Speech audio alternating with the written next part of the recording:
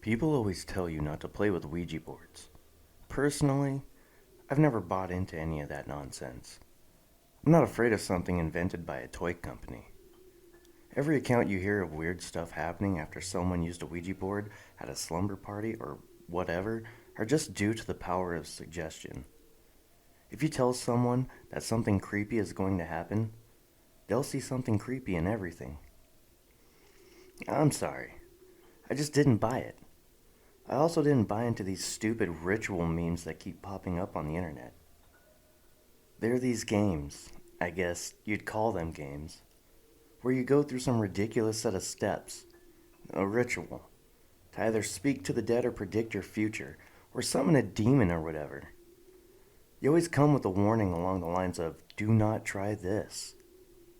Then why post it on the internet, you morons? You want people to do this shit and then report on all the creepy stuff that happened and blah blah blah. Probably the most famous one is Bloody Mary. It's the one where you stand in front of a mirror and repeat Bloody Mary 3 times, and then supposedly, this ghost appears to scratch your eyes out. Why would I want to do that? Why do people do any of this bullshit? So, I decided to do a little trolling.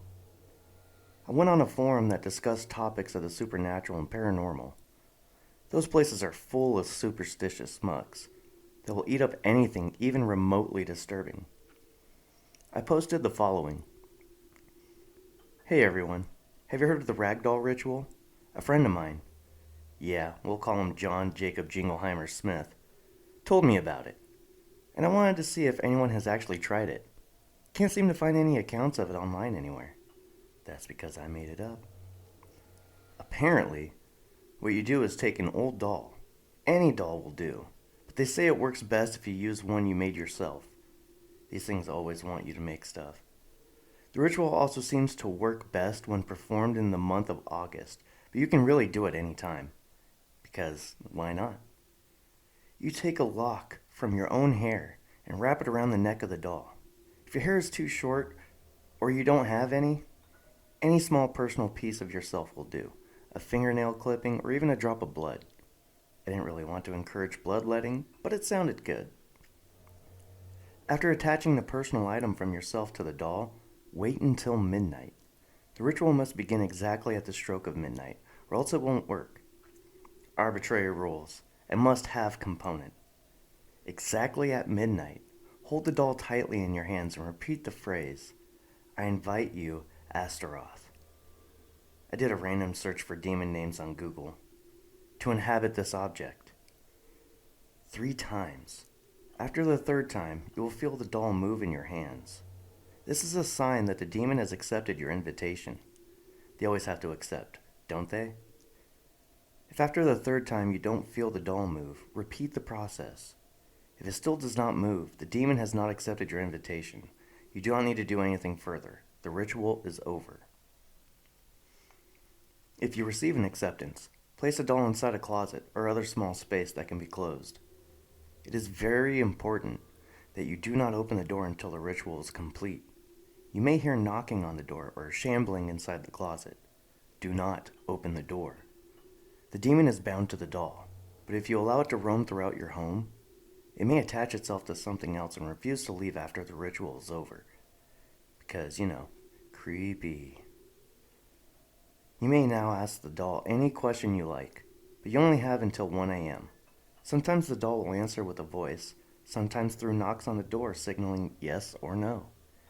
If you do not complete the ritual by 1 a.m., the demon may be locked inside the doll forever. After you have completed your questions, repeat the phrase, Astaroth, I release you, 3 times. Wait until you no longer hear any noise from inside the closet. Then it is safe to open the door. Afterward, bury the doll and mark the ground with the symbol of the cross. This will prevent the demon from ever returning. Sounds legit, right? Please follow the instructions exactly, as failure to do so can have disastrous results. After I posted the ritual, I kept a close eye on it. It took a few days, but soon replies started coming in. Oh my god, you guys, I tried it and the doll really does move. Please, don't try this ritual. The demon still hasn't left, and I had nightmares every night since. Fake. Didn't work. This is stupid. I agreed, buddy. But of course, I couldn't say that. I tried it, and when opened the closet, the doll was gone. What do I do? I had a few good laughs. Stories started to get more detailed, and some were actually pretty good. I don't know if these people were just delusional or if they were playing along by making things up to add legitimacy. But it was still fun. I read dozens of stories about the ritual going wrong, and a few about how it went perfectly, and the person in question all had their questions answered. One person told of how the demon doll predicted his brother's death. It was fun, but soon it was growing stale. So I moved on to other things. A few weeks went by without me checking the forum. That is until one day, when I came home from work. I went through my usual routine, pulled off my shoes and my jacket, and when I went to throw them in my closet, something stopped me. There on the floor was a little rag doll. It looked to be handmade. Around its neck was wrapped a strand of hair. I would have been creeped out, but I had told a friend a while back about my little prank online, and I figured he had left it there for me to find.